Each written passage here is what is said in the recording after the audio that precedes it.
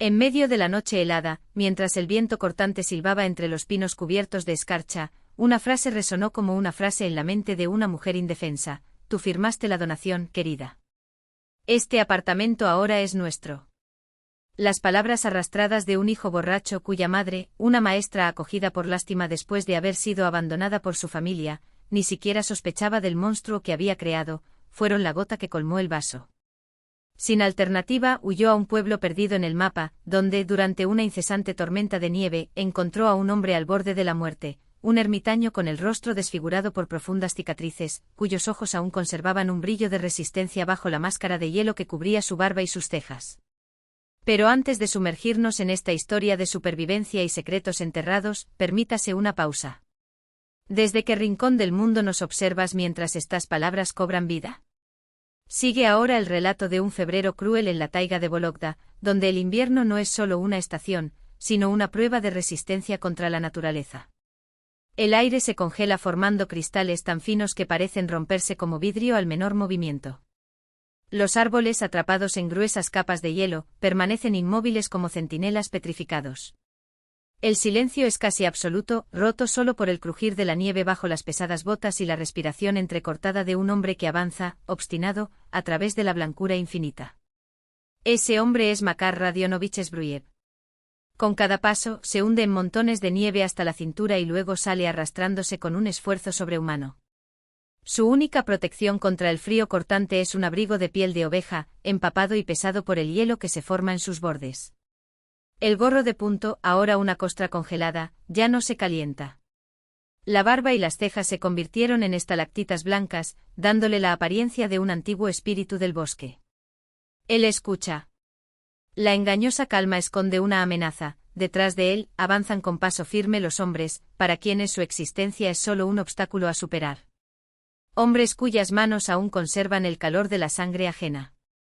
Una sola idea late en tu mente sincronizada con los latidos de tu corazón: no te detengas. Nunca te detengas. Makar recuerda vívidamente los acontecimientos de la noche anterior. La trampilla escondida en el sótano, construida hace 15 años no por miedo sino por un meticuloso instinto de ingeniería, se convirtió en su salvación. Cuando abrieron la puerta de la cabaña de una patada y unas pesadas botas golpearon el suelo de madera, ya se estaba deslizando por un túnel estrecho, excavado hacia un barranco a 50 metros de distancia. Todo empezó 3 días antes, cuando, tras una tormenta de nieve, salió a comprobar sus trampas de caza.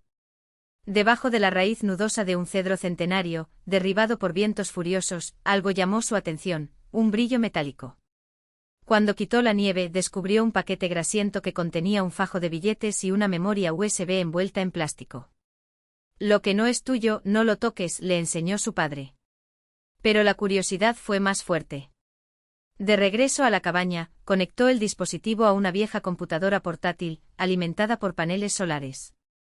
Los archivos revelaron hojas de cálculo, informes y actas de reuniones, documentos aparentemente comunes, pero que en conjunto, revelaron una red de corrupción que involucraba a la administración local, las autoridades policiales y las empresas madereras. Decidió devolver todo a su escondite a la mañana siguiente, pero no tuvo tiempo. Llegaron de noche. Los recuerdos arden más que el hielo. Un joven con el rostro ensangrentado siendo arrastrado por la nieve por 2 hombres corpulentos. Una voz ronca: dime dónde lo escondiste. Silencio interrumpido solo por gemidos ahogados. Un disparo. Luego un vacío aún más aterrador. Makar se esconde detrás de un ventisquero, pero un paso en falso lo delata.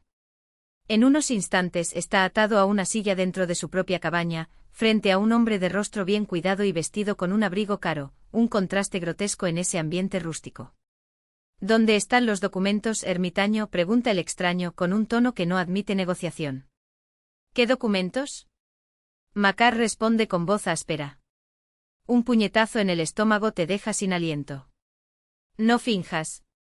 Sabemos que encontraste el escondite. ¿Dónde está la unidad flash? ¿Y el dinero? No pesqué nada. Otro golpe. El tiempo se acaba. Pronto amanecerá. O nos dices dónde estás o sigues el camino de ese chico. Pero a diferencia de él, tendrás tiempo para lamentar cada error.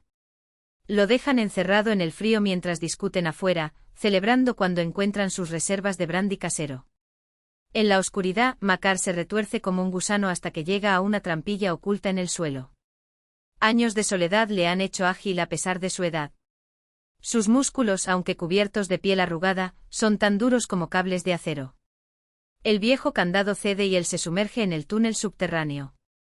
Cuando emerge, cegado por la repentina luz, no duda, corre hacia el corazón de la taiga, sin mirar atrás. ¿Cómo ha cambiado todo?, reflexiona mientras obliga a sus piernas a superar otro montón de nieve. Hace 20 años, era un hombre diferente, un ingeniero respetado en una empresa de defensa, coautor de un sistema de guía aún imbatible. Una vida cómoda en una ciudad cerrada, un apartamento espacioso, una esposa deslumbrante y Dunia, su hija, el sol de sus días. Hasta que todo colapsó. Lo siento, Makar, pero no puedo soportarlo más, todavía resuena en su memoria la voz de Larisa. Esta vida no es para mí.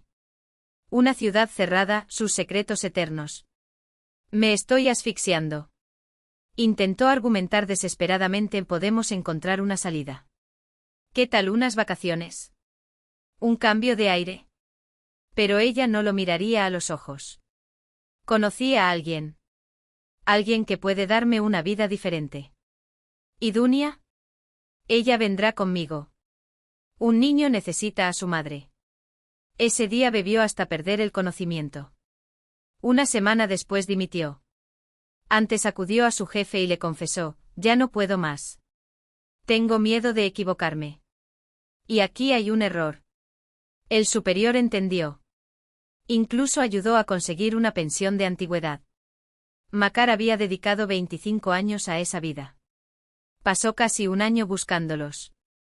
Descubrió que se habían mudado, que Larisa había cambiado de pareja, que vivían en viviendas precarias. Hasta que un incendio se cobró 12 vidas, incluidas las de su exesposa y su hija. Fue entonces cuando decidió desaparecer. Compró una cabaña abandonada en medio de la taiga de Vologda por casi nada y siguió su propio rastro. 15 años de aislamiento lo transformaron. Aprendió a vivir el presente, a agradecer la luz de cada amanecer y a no pedir a la suerte nada más que el silencio.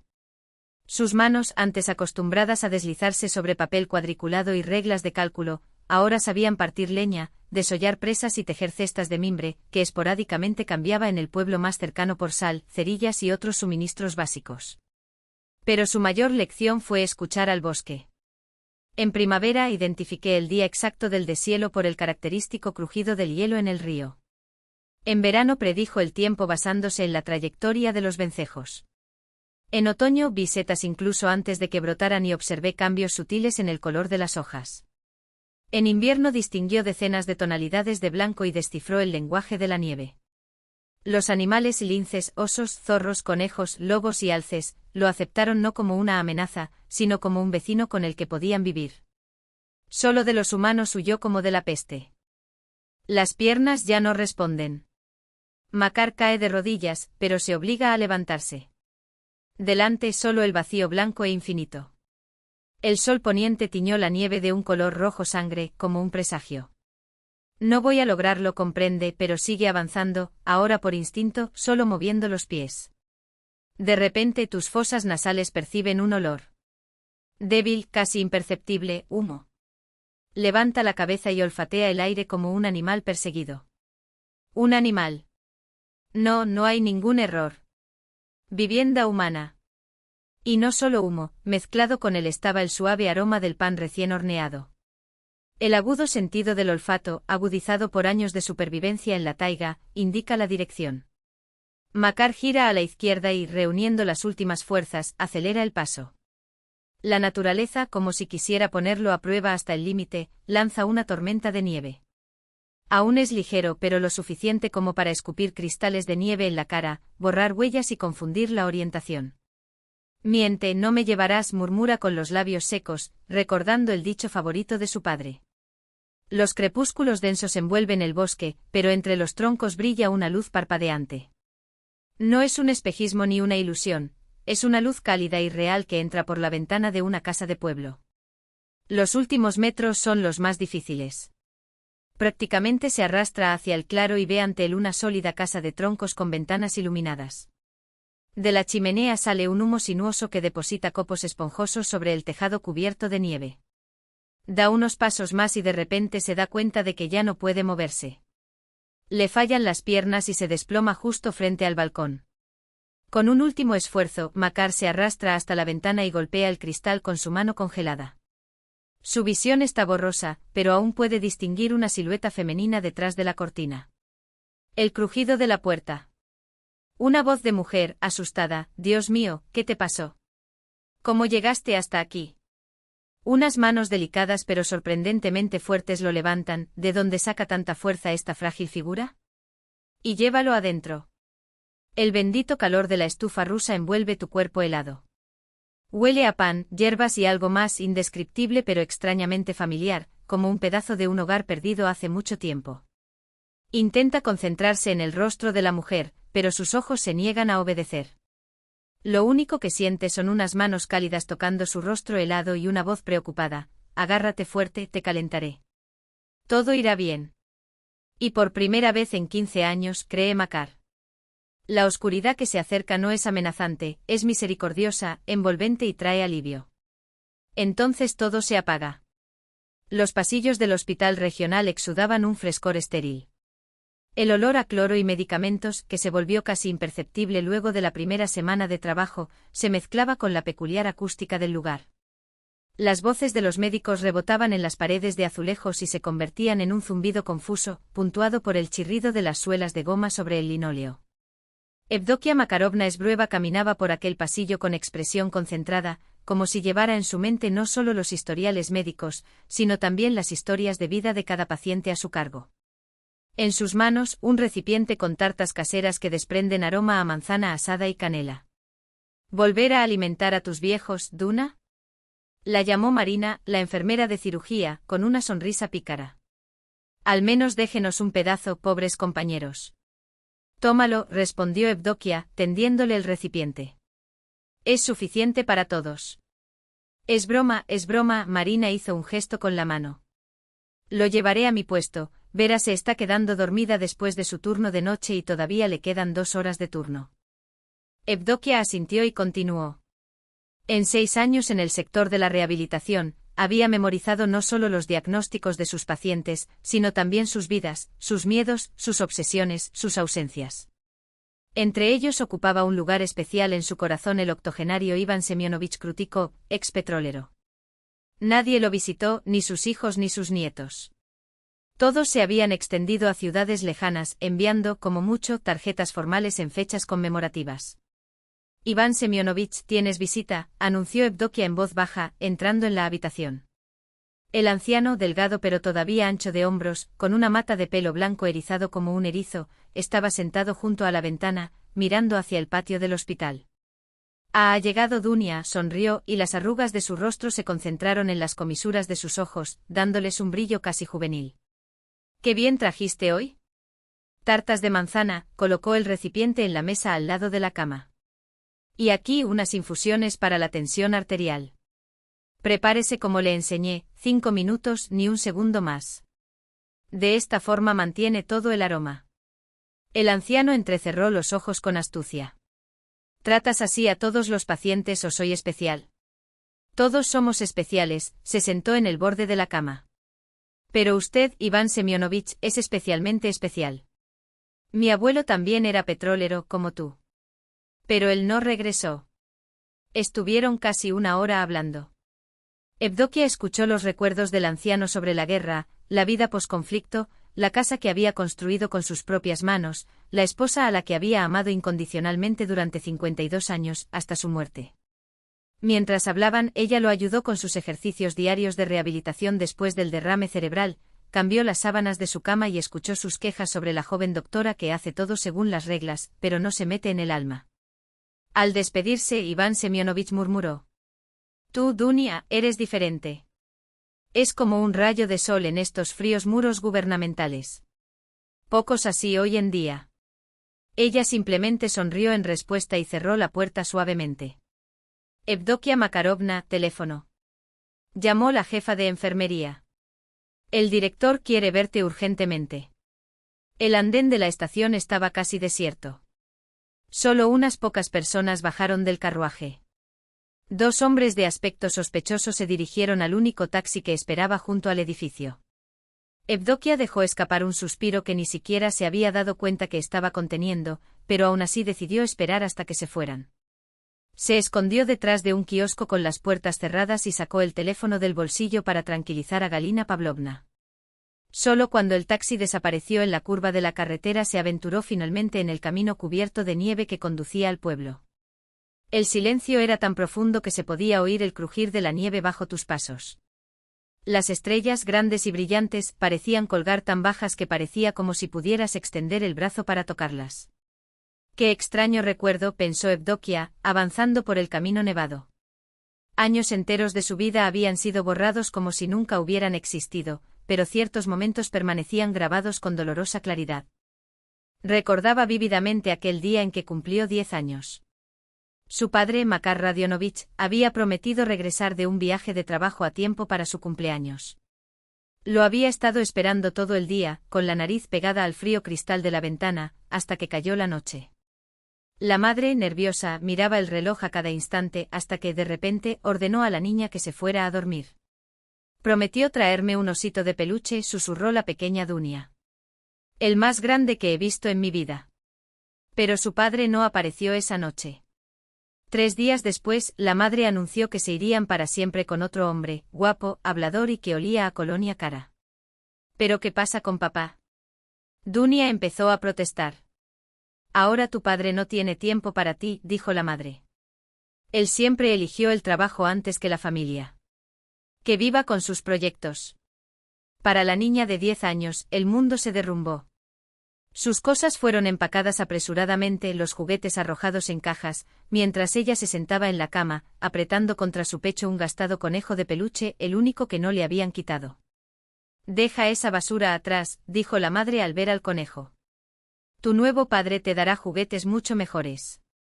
Esto fue un regalo de mi padre, respondió Dunia, en voz baja pero firme. La madre se limitó a agitar la mano con impaciencia. No hubo tiempo para discusiones. Se mudaron a otra ciudad, a un apartamento pequeño y ruinoso que nunca se convirtió en hogar. Al principio el nuevo padre mimaba a la niña con regalos, pero pronto empezó a irritarse por todo. La madre se puso nerviosa, lloraba con frecuencia y por las noches los gritos resonaban en su habitación.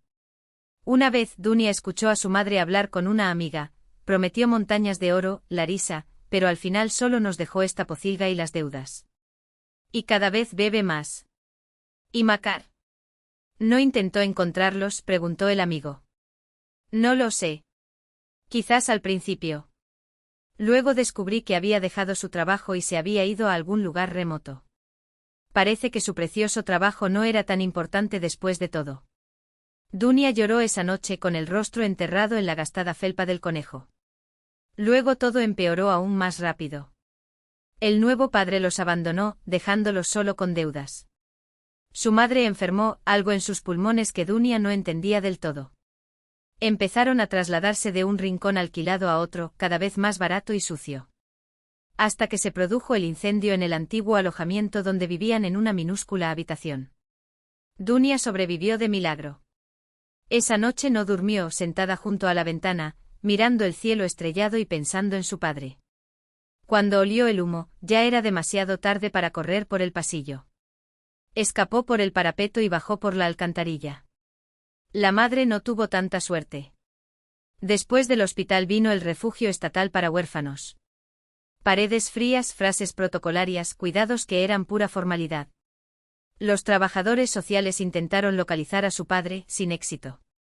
Era como si hubiera desaparecido de la faz de la tierra. Dunia concluyó que probablemente él también había muerto. Pasaron los años. Gracias a su terquedad y sed de conocimiento, Evdokia logró conseguir una plaza en una escuela técnica de enfermería. Eligió especializarse en rehabilitación. Quería ayudar a la gente a recuperar sus vidas, del mismo modo que ella misma había tenido que volver a aprender a vivir. Al graduarse, siendo huérfana, le dieron un pequeño apartamento en un edificio de 5 pisos en las afueras. Ese rinconcito soñado durante tanto tiempo lo dispuso con mimo. Cada objeto fue elegido cuidadosamente, cada moneda guardada. Manteles de encaje que ella misma bordaba por las noches, un reloj de cuco antiguo comprado en el mercadillo, maceteros con geranios en la ventana. Todo creó la ilusión de estar en casa, algo que le había faltado desde la infancia. El trabajo en el hospital, aunque no sea el mejor pagado ni el más prestigioso, le produjo satisfacciones. Evdokia vio cómo su atención y profesionalismo ayudaban a los pacientes no solo a recuperar la función física, sino también a redescubrir el entusiasmo por la vida. Hasta que llegó ese fatídico encuentro que puso patas arriba su existencia. La casa de campo, regalo de Galina Pavlovna, se convirtió en su verdadero refugio. Vieja, con una chimenea rota y suelos chirriantes, pero allí se sentía protegida. No estaba Gennady con sus rachas de bebida, ni la eterna insatisfacción de Adilaída Prokofievna, ni el miedo a abrir la puerta de su propio apartamento. Aquella noche de febrero el silencio era casi palpable. La chimenea, bien encendida, irradiaba calor. El olor a pan de centeno recién horneado invadió la casa. Evdokia amasó otra porción de masa. Al día siguiente prometió llevar obsequios a sus compañeros de sala y a algunos pacientes. La receta de Galina Pavlovna hace milagros, pensé mientras dividía la masa elástica. Esos panés, como medicina, levantaban el ánimo mejor que cualquier pastilla. Sus pensamientos fluían sin rumbo, la propuesta del director para un nuevo proyecto, los hombres extraños en el tren, los recuerdos de la infancia, la incertidumbre sobre el futuro. Todo mezclado como ingredientes en un cuenco formando un todo, su vida, hecha de pruebas, pero también de pequeñas alegrías. Es curioso, reflexionó Evdokia, colocando los panés en la bandeja para hornear. A pesar de todo, sigo creyendo en las personas, en su bondad, en su capacidad de cambiar. Tal vez sea ingenuo, pero sin esta fe, ¿cómo puedo vivir? Recordó el brillo de los ojos de Iván Semyonovich cuando le trajo pan casero, la sonrisa de Galina Pavlovna cuando le ofreció aquella casa como refugio, la amabilidad de los vecinos ancianos que le llevaban leche, miel, setas saladas y le contaban historias sobre el pueblo. De repente, un violento golpe en la ventana la hizo estremecerse. La sartén se le resbaló de las manos y los panés se esparcieron por el suelo. El ruido se repitió, insistente, desesperado. Su primer pensamiento, Gennady la encontró. Borracho, furioso, capaz de cualquier cosa. Evdokia se quedó helada, con los oídos abiertos. Afuera, el viento aullaba, más fuerte con la llegada de la noche. ¿Es solo el golpe de una rama? No. El sonido volvió a sonar, inconfundible, era una mano humana. Se acercó a la ventana con cautela y descorrió ligeramente la cortina. En la penumbra proyectada por la luz interior, pude distinguir la silueta encorvada de un hombre cubierto de nieve. Su rostro era confuso, pero su postura lo dejaba claro, estaba al límite de sus fuerzas. Gennady no llamó. Derribó la puerta, cruzó por su mente. A pesar de mi miedo, no podía permitir que alguien se congelara ahí fuera. Abrió la puerta y salió al balcón. ¿Quién está ahí? ¿Necesitas ayuda? La figura en la nieve se movió. El hombre levantó la cabeza y a la luz que entraba de la casa, Evdokia vio el rostro barbudo y exhausto de un extraño. Y sin embargo había algo en ese rostro que le parecía extrañamente familiar. Ayúdame, jadeó el hombre antes de desplomarse a sus pies. Hubo momentos en que la vida, con todas sus dificultades, parecía disolverse en una luz suave, como sombras que se desvanecen al amanecer. La pequeña iglesia de la Intercesión de la Santísima Madre de Dios estaba ubicada alejada de las calles principales de la ciudad, casi en las afueras. Hecho de madera con una única cúpula pintada de azul claro, se parecía a las ilustraciones de los libros infantiles que Evdokia hojeaba cuando era niña, acogedor, casi lúdico, como una casa de muñecas transfigurada en un templo. Era un domingo como cualquier otro. Vestida con un sencillo vestido azul y un ligero pañuelo en la cabeza, Evdokia permaneció entre los fieles, escuchando la liturgia. En sus manos sostenía con cuidado una pequeña iconografía de San Nicolás el Taumaturgo, enmarcada en plata oscurecida por el tiempo. Era la única reliquia familiar que había sobrevivido al incendio que había consumido su casa años antes. Frente a la imagen, una vela parpadeaba y los reflejos de la llama danzaban sobre el metal, como si el santo, aprisionado allí entre pintura y madera, volviera a la vida por un instante. Cuando la mayoría de los fieles se habían marchado y solo unos pocos permanecían en el patio de la iglesia, hablando en voz baja, una anciana se acercó a Evdokia. Alta, erguida, con el cabello gris impecablemente peinado y una postura que denotaba la costumbre de hacerse notar, traía consigo un aura de quien había vivido mucho tiempo y no se había dejado desanimar. Su voz, suave pero con una ligera ronquera propia de quien ha dicho demasiado a lo largo de los años, rompió el silencio. «Pido disculpas por la intrusión», dijo inclinándose ligeramente para observar el icono en las manos de Evdokia. «No pude evitar fijarme en tu reliquia. Es una pieza muy rara, una obra de maestro». Evdokia sonrió halagada por el interés. Era la primera vez que alguien además de ella reconocía el valor de lo que quedaba de su pasado. «Era de mi padre», respondió acariciando el marco con los dedos. «Una de las pocas cosas que el fuego salvó». La mujer entrecerró los ojos, examinando las líneas del cuadro con la atención de quien entiende el tema. «Veo que es un icono napisanaya pintado según la tradición», comentó. «Mi difunto esposo P. restauró iconos en la labra de la Santísima Trinidad y de San Sergio. Siempre decía que las verdaderas reliquias emanan una luz que ningún tiempo puede apagar. Había algo en Adelaida Prokofievna, así se presentaba, que inspiraba confianza. Quizás fue la sinceridad con la que miró la sagrada imagen, o la tranquila dignidad con la que se comportaba». Sin darse cuenta, Evdokia se vio envuelta en una lenta conversación mientras caminaban por el sendero que conducía desde la iglesia hasta la parada de autobús. «Mi nombre es Aida Prokofievna Tverdoklevova», dijo la mujer, acomodándose el bolso en el brazo. «Durante años enseñé geografía en una escuela. De aquellos tiempos soviéticos en los que el maestro no era solo un transmisor de contenidos, sino un guía, un educador de almas». Evdokia correspondió con su nombre y dijo que trabajaba como enfermera en un hospital de la ciudad. «Una profesión noble», aprobó Adelaida Prokofievna, moviendo la cabeza. «Hoy en día es raro encontrar jóvenes que se dediquen a los demás sin pensar en la recompensa. La mayoría de la gente solo ve dinero, y carreras como la suya o la de profesor», suspiró, «no son precisamente sinónimo de riqueza». Lo siguieron lentamente mientras las hojas amarillas, desprendidas de los árboles, giraban en el aire antes de aterrizar a sus pies.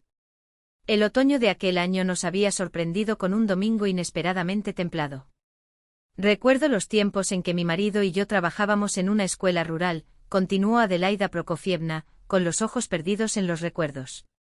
«Las condiciones eran precarias, pero los niños tenían hambre de aprender. Y las noches que organizamos. Cantábamos al son del acordeón, representamos obras de teatro. Prokofiev, un veterano de guerra condecorado, nunca se jactó de sus medallas. Era un hombre íntegro, una de esas personas que ya no existen». Evdokia escuchaba fascinada. Historias como esas de un pasado que solo conocía a través de libros y películas siempre la atrajeron. Había en ellos una autenticidad que el presente, tan apresurado, parecía haber perdido. Entonces los tiempos cambiaron, la voz de la mujer adquirió un tono amargo. «Mi esposo falleció temprano y yo me quedé sola con nuestro hijo. Nos mudamos a casa de nuestros suegros, en el campo. Una casa buena y sólida. Seguí enseñando, el niño creció, se casó», hizo una pausa, y el suspiro que siguió llevaba el peso de un viejo dolor. «Entonces vino la tragedia. Mi nuera murió durante el parto y el bebé no sobrevivió. Gennady, mi hijo, nunca se recuperó del todo. Bebió un rato pero está fuerte, lo superó. Ahora trabaja en una fábrica, un buen profesional». La narración fluyó como un río, natural y continua, como si Adelaida Prokofievna ya hubiera contado esa historia muchas veces o como si la vida le hubiera enseñado a repetir sus propias heridas con una serenidad que solo el tiempo otorga. «Decidimos vender la casa en el campo y comprar un apartamento en la ciudad», prosiguió. «Después de todo, a su edad, era hora de pensar en formar una nueva familia y donde encontrar una novia en las zonas rurales. Pero caímos en manos de estafadores. Entregamos el dinero y los documentos eran falsos». Ella sacudió la cabeza, indignada. «En nuestros tiempos esto no sucedería. Hoy, la policía registra el incidente y... Espera. ¿Pero dónde esperar? La casa ya ha sido vendida. Ahora vivimos en un apartamento alquilado y nos estamos quedando sin dinero. Gennady trabaja, pero su salario apenas cubre sus gastos, y mucho menos el alquiler». Cuando terminó la conversación, Evdokia se enteró de que los Tverdoklevov estaban a punto de quedarse sin hogar. El dueño exigió el pago y no había dónde conseguirlo. Que Gennady era un hombre serio y trabajador, aunque reservado después de todo lo que había sufrido. Que Adelaida Prokofievna, a pesar de su edad y el dolor en las piernas consecuencia de años a pie, recorriendo caminos de tierra para llevar la educación a pueblos lejanos, no se contentaba con depender de los demás. No te preocupes, dijo la mujer, levantando la barbilla con dignidad. Dios no abandona a los suyos. Y como si el propio destino quisiera confirmar sus palabras, añadió. Hoy vine a la iglesia a pedir ayuda y te encontré a ti, qué chica tan amable. Evdokia miró a esta mujer que, a pesar de todas las pruebas, se mantuvo erguida y serena, y sintió que algo se movía dentro de ella, una ola de compasión, mezclada con un deseo urgente de acercarse. Adelaida Prokofievna, dijo con una firmeza que la sorprendió. Mi casa es pequeña, pero si tú y tu hijo no tenéis dónde quedaros, puedo ofreceros un rincón hasta que solucionéis el tema del apartamento. Los ojos de la anciana brillaban, húmedos. Hija mía, ¿a qué te refieres? Somos extraños para ti. En tiempos de necesidad no hay extraños, respondió Evdokia, recordando las palabras de su madrina, no eres tú quien elige a quien ayudar, es Dios quien elige a través de quien vendrá la ayuda. Los primeros días bajo el mismo techo parecieron escenas de una de esas viejas películas sobre familias unidas. La abatida Prokofievna, a pesar del dolor en las piernas, demostró ser una anfitriona ejemplar. La casa relucía, impecable. Desde la cocina siempre se percibía el aroma de algo delicioso preparándose. Evdokia, Detka hijita, prueba mi piroji de col, dijo, sirviendo otra de sus creaciones culinarias. Es la receta de mi abuela, de la época prerrevolucionaria. Gennady, el hijo, aparecía raramente. Su trabajo en la fábrica lo mantuvo ocupado desde el amanecer hasta el anochecer. Alto, de hombros anchos, pelo corto y mirada pesada, era un hombre de pocas palabras pero educado. Los saludaba, les agradecía la comida y a veces les llevaba pequeños recuerdos, un paquete de dulces, una botella de vino sencillo, un manojo de perejil fresco. Por la noche Adelaida Prokofievna abría álbumes de fotografías descoloridas. Allí estaba ella, una joven profesora, entre compañeros. Allí el coro del colegio que dirigía. Allí una excursión con estudiantes. Y allí señaló con orgullo estaba Prokofiev, con uniforme militar y condecorado. Un héroe, dijo acariciando la imagen. Después de la guerra, trabajó en el museo de la escuela, enseñando a los niños a amar a su país. Evdokia miró esas fotos y sintió una calidez extraña, como si tocara una historia familiar que nunca había tenido. Era como si, a través de esas imágenes, llenara un vacío que siempre había llevado consigo. Seguramente vivas donde vivas, transformarás el lugar en un museo, bromeó sonriendo. Por supuesto, Detka, respondió afectuosamente Adelaida Prokofievna. Después de todo, no podemos. No te vamos a avergonzar para siempre, repitió Adelaida con una sonrisa que ya no parecía tan sincera. Cuando Gennady ahorre un poco más de dinero, encontraremos nuestro propio pequeño lugar. Y tú, nuestro pequeño sol, nunca serás olvidado. Te visitaremos, créeme. Pero los cambios comenzaron tan sutilmente como los primeros síntomas de una enfermedad, fatiga que se atribuye al cansancio, malestar que se atribuye al tiempo. Gennady empezó a llegar antes y nunca solo. Traía consigo hombres de constitución robusta, de aspecto pesado y manos callosas. Se instalaron en la cocina, abrieron botellas y exhalaron humo por la rendija de la ventana. Los chicos necesitan relajarse después del trabajo, justificó Aida, como si el malestar de Evdokia fuera un capricho infantil. ¿Lo entiendes, no? El trabajo manual exige este tipo de compensación. Hasta que una noche Evdokia regresó de su servicio más tarde de lo habitual.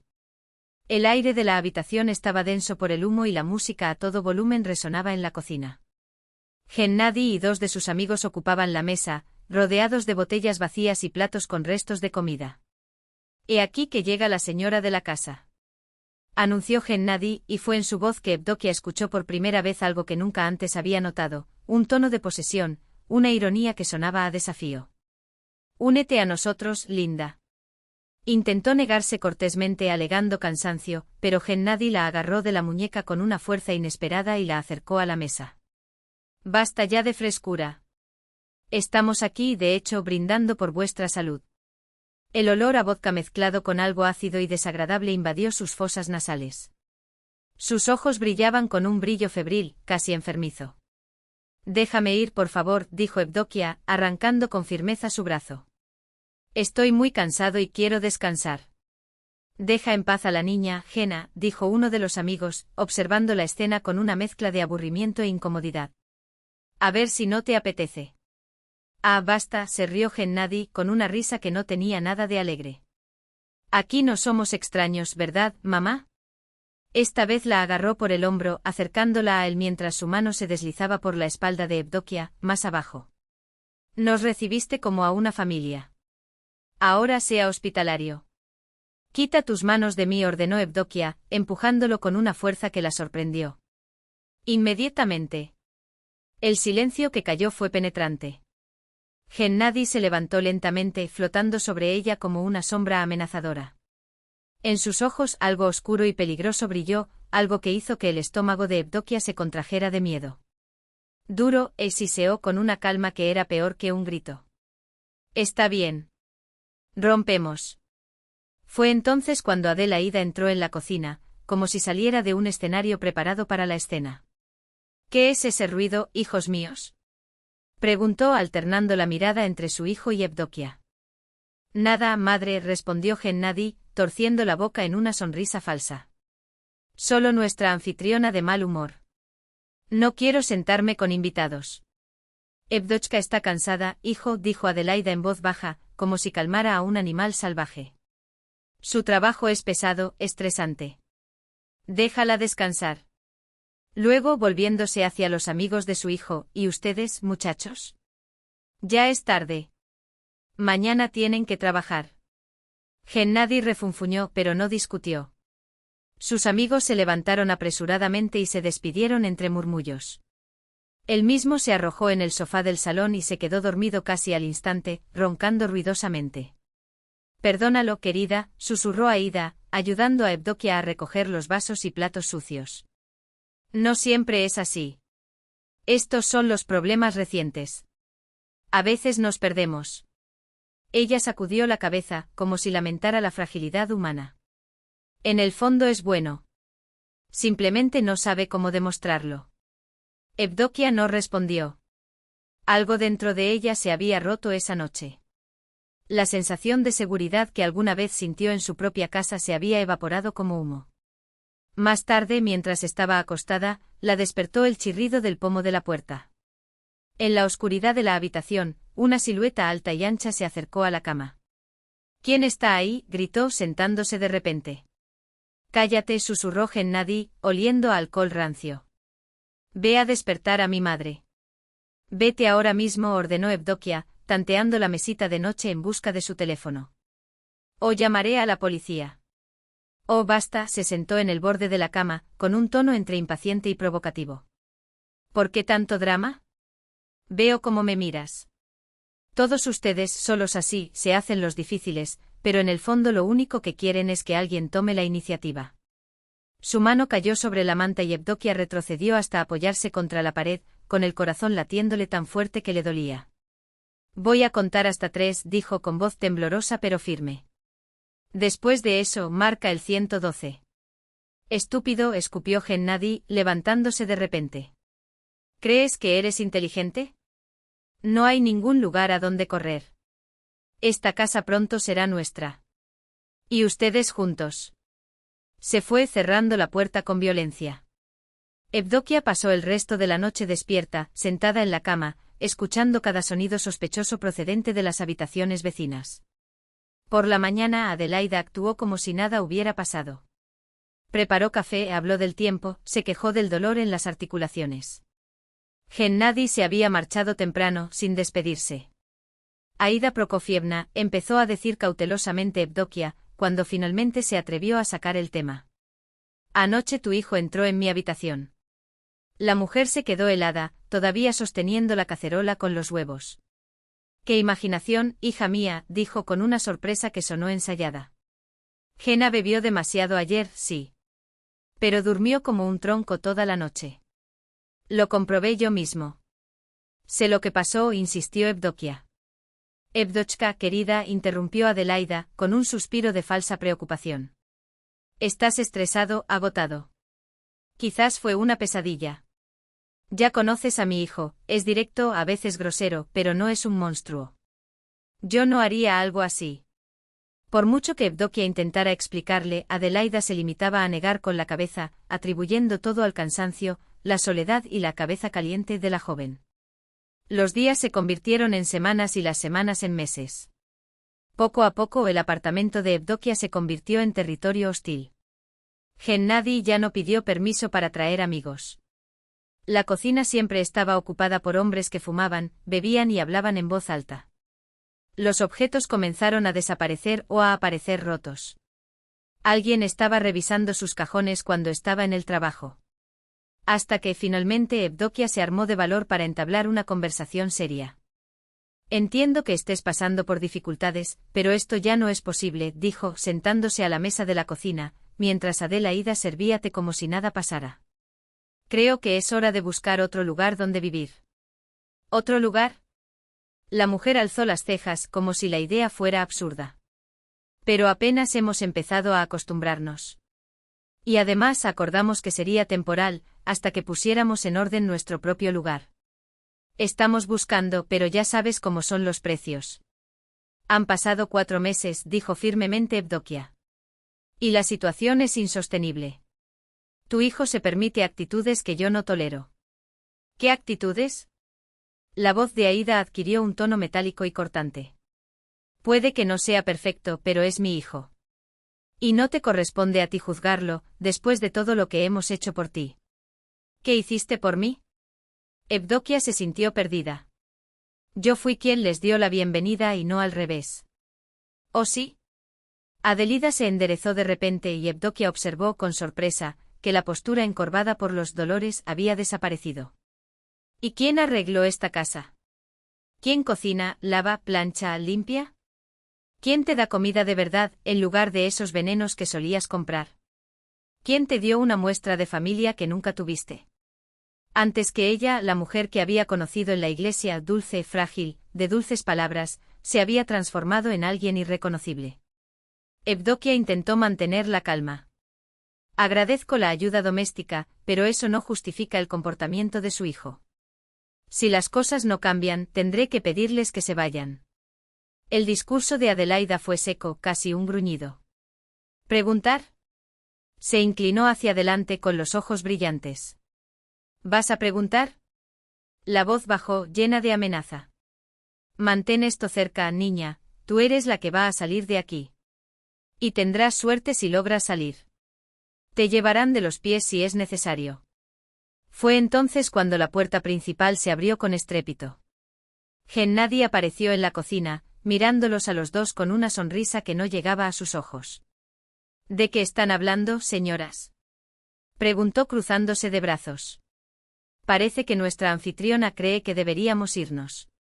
Te estás comportando de manera inaceptable, sonrió Gennady, y en esa sonrisa había algo que hizo que un escalofrío recorriera la espalda de Evdokia. Se acercó lentamente como un depredador que sabe que su presa no tiene a dónde huir. ¿Qué tengo de inaceptable, Aduña? Lo sabes muy bien, Evdokia obligó a su voz a ser tranquila, aunque su corazón latía salvajemente, como si quisiera romperle las costillas. No puedo soportar más tu bebida, tus amigos, tus insinuaciones. Esta es mi casa y tengo derecho a decidir quién se queda aquí. ¿Tu casa? Gennady soltó una risa ronca, como si hubiera contado el chiste más absurdo del mundo. Ya no, cariño. Firmaste la donación. ¿Se olvidó? Evdokia sintió que el suelo se abría bajo sus pies. No firmé nada. Ah, pero sí hizo señas, intervino Adelaida Prokofievna, con un tono casi cantarín, como si saboreara cada palabra. ¿Recordar? Hace 3 semanas, cuando te pedí que firmaras unos documentos de asistencia social. Era un paquete completo de documentos. Ni siquiera miraste lo que firmabas. Era verdad. Ese día Adelaida se había apresurado, había hablado con urgencia, diciendo que era una oportunidad para conseguir ayuda económica. Evdokia confió. Firmó sin leerlo como tantos otros, creyendo en esos ojos que parecían tan sinceros. Esto es un fraude, Evdokia exhaló con las manos temblorosas. Voy a la policía. Gennady se encogió de hombros, como si hubiera anunciado que iba a comprar pan. Pero no lo olvides, tengo 3 testigos que juran que usted nos donó el apartamento voluntariamente en agradecimiento por nuestra preocupación por usted. Hizo una pausa, como saboreando el momento. Ah, y tengo una cosa más que mostrarte. Sacó su celular del bolsillo y mostró una foto, Evdokia, de espaldas, metiendo algo en su bolso frente a un botiquín del hospital. ¿Recordar? Eran vitaminas para Iván Semyonovich. Pero no puedes ver eso en la foto, ¿verdad? Solo ves a una enfermera robando. Evdokia lo miró incrédula, como si las palabras no tuvieran sentido, como si de repente el mundo se hubiera puesto patas arriba. ¿Por qué? Fue todo lo que pudo decir, con la voz quebrada. ¿Por qué me haces esto? Nada personal, querida, Gennady se encogió de hombros. Solo negocios. Y por cierto, a partir de mañana nos entregarás tu sueldo. Por favor, déjate vivir aquí. Se acercó aún más, sus dedos como garras sujetaron su barbilla, obligándola a mirarlo. Y ni se te ocurra pensar en la policía ni en quejarte con los vecinos. De lo contrario, te arrepentirás. Sus ojos eran 2 bloques de hielo. Cumplí 3 condenas, niña. Créame, sé cómo hacer que una persona quiera morir. Había una certeza tan gélida en esa voz que Evdokia no lo dudó ni por un segundo. Así, quedó prisionera dentro de su propia casa. Le quitaron las llaves, controlaron sus pasos, confiscaron su salario. Gennady, cuando bebía y bebía casi siempre, llamaba a su puerta por las noches, pero por ahora se limitaba a amenazas. Quizás la presencia de su madre todavía lo contenía. Adelaida, por su parte, ya no ocultaba su verdadero rostro, una mujer dura, calculadora, acostumbrada a conseguir lo que quería, cueste lo que cueste. Ahora investigó metódica y fríamente la vida de Evdokia, sus finanzas, sus contactos, cada detalle de su trabajo. Evdokia siguió yendo al hospital. Fue su único soplo de libertad. Pero incluso entonces el miedo la acompañó. Miedo de volver a casa. Temor de que algún día Gennady cumpliera sus promesas. Temor por la vida. Parecía no haber salida. Pero el destino, silencioso e impredecible, ya estaba creando un nuevo rumbo para la historia de Evdokia. Un camino que comenzaría con la aparición de una mujer mayor, de mirada bondadosa y una historia de vida que desafiaba el tiempo. Las paredes de los hospitales albergan una extraña dualidad. Para algunos son el último refugio, para otros, el punto de partida de una nueva vida. Evdokia siempre lo había visto como una encrucijada de destinos, donde la gente revisaba sus elecciones. Pero lo que comprendió ahora con amargura fue otra verdad: a veces esos muros son el único refugio contra un mundo que te ha traicionado. Estaba haciendo la cama en el pabellón 13 cuando Galina Pavlovna Svetlichnaya, de 75 años, la observó atentamente. La anciana había sido llevada a la UCI una semana antes, tras un infarto masivo. Los médicos no dieron esperanzas, pero contra todo pronóstico, ella se recuperó y ahora estaba convaleciente en el sector donde trabajaba Evdokia. Hoy estás especialmente triste, señorita, habló en voz baja Galina Pavlovna, mientras Evdokia alisaba las arrugas de la sábana con una minuciosidad que parecía querer domar el caos que había en su interior. No, no. Está bien, Evdokia forzó una sonrisa sin levantar la vista. Simplemente no dormí bien. Trabajé como jefa de enfermería en cardiología durante 8 años, la voz de la anciana era serena, pero llevaba el peso de la experiencia. Aprendí a reconocer el dolor en mis ojos. Y el tuyo es el dolor de un animal perseguido. Algo en ese tono, no piedad profesional, no curiosidad ociosa, sino preocupación genuina, casi maternal, hizo que Evdokia levantara la vista. Encontró unos ojos claros y penetrantes que la observaban con una atención que no mentía. ¿Te pasó algo malo? No era una pregunta. Fue una observación. Y no tienes con quién compartirlo. A Evdokia se le hizo un nudo en la garganta. Durante meses había cargado sola con ese peso, encerrado en su pecho, sin dejar que se desbordara. Durante meses de miedo, de humillación, de impotencia. Y ahora bastó un gesto de humanidad para que la presa colapsara. Las lágrimas brotaron sin previo aviso y ella, avergonzada de su propia fragilidad, se dio la vuelta rápidamente. Lo siento, no debería haberlo hecho. No es profesional. Una mano seca pero sorprendentemente cálida descansaba sobre su muñeca. Siéntate aquí, hija, Galina Pavlovna señaló el borde de la cama. Ya sabes, hay momentos en la vida en los que la profesionalidad no es lo más importante. Lo importante es seguir siendo humano. Y entonces Evdokia empezó a hablar. Primero entrecortado con largas pausas y miradas furtivas a la puerta. Luego, como un río que rompe la presa, todo se derramó, la reunión en la iglesia, la compasión que la había llevado a un gesto impulsivo, la lenta transformación de los invitados en carceleros, el miedo que ahora la consumía, las noches de insomnio, la muda desesperación. Galina Pavlovna escuchó en silencio. Su rostro, surcado de profundas arrugas, mantenía una calma sorprendente. Solo los ojos delataban la tormenta interior, a veces llena de tristeza, a veces de furia contenida. Ni siquiera me atrevo a ir a la policía, terminó Evdokia. Gennady tiene contactos allí y no tengo pruebas. ¿Y esa foto? ¿El del robo? Preguntó Galina Pavlovna, cuando la joven guardó silencio. Han pasado casi 6 meses, Evdokia tragó. Al principio pensé que se irían pronto. Entonces pensé que podría convencerlos. Ahora, solo tengo miedo. Miedo de volver a casa todos los días. Excepto que ya no es tu casa, murmuró Galina Pavlovna. No después de la donación. Incluso si fue por error. Evdokia asintió y se secó las lágrimas. ¿Qué debo hacer? Ni siquiera tengo forma de salir. Me quitan todo el sueldo y no tengo dinero para alquilar otro lugar. Y aunque lo hiciera, no terminó, pero el miedo flotaba en el aire, espeso, el miedo a la violencia, a la venganza. Galina Pavlovna miró por la ventana, donde unos raros copos de nieve danzaban en el aire gris. Sabes, hija, no te culparé por confiar. El mundo es cruel, pero si dejamos de creer en las personas, entonces, ¿para qué vivir? Hizo una pausa. Tengo una casa. En Sosnovka, un pueblo a 2 horas de la ciudad. Sólido, bien construido. Crecí allí antes de casarme con un soldado y mudarme. Mis padres, ella vaciló como si eligiera sus palabras. Me dejaron todo a mí. Y ahora, bueno, ahora está vacío. Allí vivieron mis padres hasta el final de sus días, luego le tocó el turno a mi hermano con su familia. Pero ahora ya no queda nadie.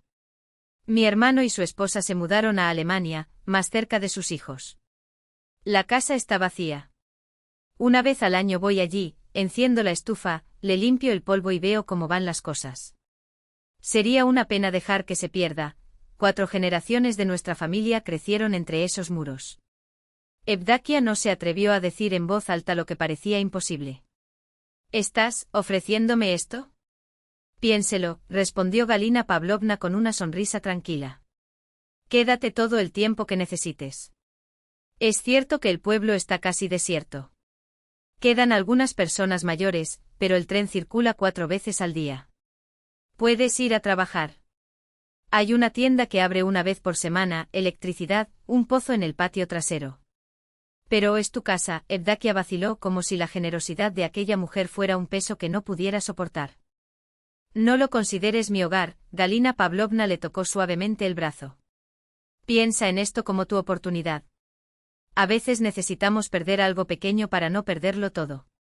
Tu apartamento ya no existe, pero tú vales mucho más. No dejes que te quiten la vida, tu dignidad, tu esperanza. Evdokia miró a aquella mujer, que acababa de sufrir un infarto, pero habló con una claridad y una fuerza que hacía que las dudas se disiparan como niebla al sol. Tengo miedo de que me encuentre, confesó en voz baja. Galina Pavlovna soltó una risa seca. En un lugar así. Este pueblo ni siquiera aparece en todos los mapas. ¿Y quién se lo diría? La voz se volvió más firme, casi urgente. Necesitas desaparecer sin dejar rastro. Lleva solo lo imprescindible, documentos, nada más. El día de mi alta, no vuelvas a casa. Ven directamente conmigo. Estaré todavía en el hospital durante una semana, tiempo suficiente para prepararme. El plan parecía absurdo y la única salida posible. Dentro de Evdokia, aplastada por el miedo y la humillación, algo frágil, la esperanza empezó a surgir, temblando. Gracias, susurró apretando la mano arrugada de la mujer. No sé qué hice para merecer tanta amabilidad. Tú mismo lo merecías, respondió simplemente Galina Pavlovna. Las enfermeras me contaron cómo se cuida a los pacientes. Y la bondad siempre regresa, solo que a veces en formas que no esperamos. Los días siguientes fueron una fiebre silenciosa. En el exterior, Evdakia mantuvo su rutina, obedecía a Gennady, fingía ser sumisa y no levantaba sospechas entre los Tverdoklevov. En el interior, sin embargo, todo hervía, se elaboraban planes, crecía la determinación. Cada día llevaba algo al hospital, un documento, una fotografía, algún objeto que no podía dejar atrás. Lo escondió todo en el armario de Tamara Sergeyevna, la jefa de enfermeras, quien, aunque no conocía los detalles, vio los moretones en los brazos de Evdakia y comprendió, esa niña necesitaba ayuda. «Pero no me digas a dónde vas», preguntó Tamara Sergeyevna, como si intuyera que algún día, alguien podría preguntarle. El día del alta de Galina Pavlovna, Evdakia llegó al trabajo con una bolsa en la que guardaba todos sus ahorros, un poco de dinero que había logrado ocultar a Gennady, escondido entre las páginas de los manuales médicos. La propia jefa de enfermeras se ofreció a acompañar a la paciente, tomando a Evdakia como su ayudante. «Los papeles de la casa están en esta carpeta», dijo tranquilamente Galina Pavlovna, ya en el tren eléctrico. «Existe un poder a su nombre. Para que puedas encargarte de todo. Y las llaves se las di a mis nietos. A veces van allí en verano, pero es raro». Durante todo el viaje a Sosnovka, Evdakia no pudo evitar la sensación de que la seguían. En cada parada me estremecía, imaginando que Gennady podría subir al vagón. Se acurrucó en el banco cuando los hombres pasaron por el pasillo. «No tengas miedo, hija», murmuró Galina Pavlovna, cubriéndose la mano con la suya. «Dios no traicionará y el lobo no comerá». El nombre del pueblo los recibió con silencio y crepúsculo. Una carretera estrecha que serpenteaba entre casas cubiertas de nieve, parecía un sendero de cuento de hadas en un bosque encantado. La mayoría de las ventanas estaban a oscuras, tapiadas y abandonadas, un mudo recordatorio de lo vacías que están las aldeas rusas. La casa de los Svetlichnik se encontraba en las afueras del pueblo, junto a un pequeño bosque robusta, hecha de gruesos troncos, con un porche alto y adornos tallados en las ventanas. La enorme puerta, cubierta por dentro con una vieja manta para retener el calor, crujió al abrirse, dando la bienvenida a la propietaria y a su invitada. «Ahí está», dijo Galina Pavlovna encendiendo una lámpara de queroseno. «Bienvenido». Evdakia miró a su alrededor. Por dentro, la casa era más espaciosa de lo que parecía. Una gran sala con una estufa rusa que ocupa casi un tercio del espacio. Un viejo armario lleno de vajilla, una mesa de madera cubierta con un mantel de plástico, dos camas en esquinas opuestas, cubiertas con colchas de retazos. En las paredes, fotografías enmarcadas, toallas bordadas, un reloj de pared con pesas metálicas. «Estos son mis padres», Galina Pavlovna señaló el retrato de una pareja joven, con expresión seria. «Y este somos yo y mi hermano. Yo tenía 12 años, él 14. Evdakia se acercó. Una chica con trenzas y un chico con el pelo revuelto miraban a la cámara con esa solemnidad propia de las fotografías antiguas. «¿Y este?», preguntó señalando la imagen de un anciano con uniforme militar. «Mi suegro, el padre de mi marido. Traje esta foto después de la muerte de mis padres. Era un buen hombre, un oficial de la vieja guardia. Luchó en la Primera Guerra Mundial y luego en la Gran Guerra Patria. Mi marido estaba muy orgulloso de él». Encendieron la estufa y la casa, que llevaba tanto tiempo vacía, empezó a llenarse de calidez y vida. «Por la mañana vendrá mi vecino Semyonik», explicó Galina Pavlovna. «Le traerá leña. Ya le llamé desde el hospital. Es un buen hombre, un antiguo guardabosques. Le enseñará cómo encender correctamente la estufa y le ayudará con el pozo». Sentados al calor de las brasas, bebían té en viejas tazas de porcelana y hablaban de la vida, de las personas, de las esperanzas. Galina Pavlovna contó historias de su juventud, cómo conoció a su marido, cómo lo acompañó por las guarniciones militares, cómo dio a luz a niños en lugares donde ni siquiera había hospitales decentes. «La vida es como un río», dijo la anciana. «A veces una laguna tranquila, a veces rápidos que cortan el aliento. Pero lo importante es no dejar de nadar. Si se detiene, se hunde». Esa noche Evdakia durmió como un tronco. Por primera vez en meses, sin miedo, sin tensión, sin el tormento de esperar que llamen a la puerta. Los días se fusionaron en semanas. Evdakia se adaptó a la casa del pueblo, acostumbrándose al nuevo ritmo, el autobús de la mañana a la estación, el tren eléctrico a la ciudad, el trabajo en el hospital, el regreso por la tarde. Al principio fue difícil, los caminos invernales, las mañanas heladas, el regreso tardío. Pero cada día sentía que el miedo retrocedía, mis hombros se enderezaban y la olvidada sensación de libertad volvía a palpitar. Los pocos vecinos, personas mayores que terminaron sus días en las casas donde nacieron, la recibieron con una cálida sorpresa. Trajeron conservas caseras, compartieron semillas para la siembra de primavera y contaron historias sobre el pueblo y sus residentes. Evdakia se hizo amiga especialmente de la niñera Klava, una mujer de 80 años que vivía a 2 casas de distancia. Fue ella quien enseñó a encender la estufa con una sola cerilla, a hornear pan sobre hojas de col y a conservar las setas para que queden crujientes. Galina Pavlovna regresó a la ciudad, pero la visitaba con frecuencia y le enviaba pequeños obsequios con. Los obsequios llegaban a manos de los viajeros que pasaban por el pueblo, siempre con un cariñoso mensaje de Galina Pavlovna. Con el tiempo esa casa de madera, alguna vez extraña, se convirtió en un refugio para Evdakia. Cada crujido del suelo, cada dibujo descolorido de las cortinas, incluso el olor a madera quemada, todo se convirtió en parte de una nueva vida que, poco a poco, tomó la forma de un hogar. En las noches de tormenta, cuando afuera aullaba el viento y la nieve golpeaba las ventanas, se sentaba junto a la lámpara con un libro en las manos. El crepitar de las brasas de la chimenea y el silencio del campo le dieron una paz que nunca había conocido en la ciudad. Era como si, en ese rincón remoto entre bosques y nieve, hubiera encontrado un pedazo del mundo que solo le pertenecía a ella, un lugar donde nadie podía invadir su tranquilidad, donde las heridas del pasado sanaban lentamente sin prisas. Una tarde, mientras ordenaba una vieja cómoda que crujía con cada cajón abierto, Evdakia se encontró cara a cara con un álbum de dibujos amarillento por el tiempo. Las páginas, llenas de garabatos infantiles, contenían notas como Galia, 7 años, y Galia, 9 años, escritas con letra temblorosa y descolorida. Había paisajes en acuarela, naturalezas muertas con frutas desproporcionadas y retratos de una pareja, probablemente los padres. Incluso en los rasgos inciertos de un niño, había un don natural para el arte. Cuando Galina Pavlovna vio el álbum en su siguiente visita, sus ojos se iluminaron con una mezcla de nostalgia y melancolía. Soñé con ser pintora, confesó, pasando los dedos por las páginas con cuidado, como si temiera estropearlas. Incluso aprobé el examen de ingreso a una escuela de arte. Pero entonces, su voz se apagó por un momento. Mi padre fue arrestado, mi madre enfermó. Tuve que encontrar un trabajo.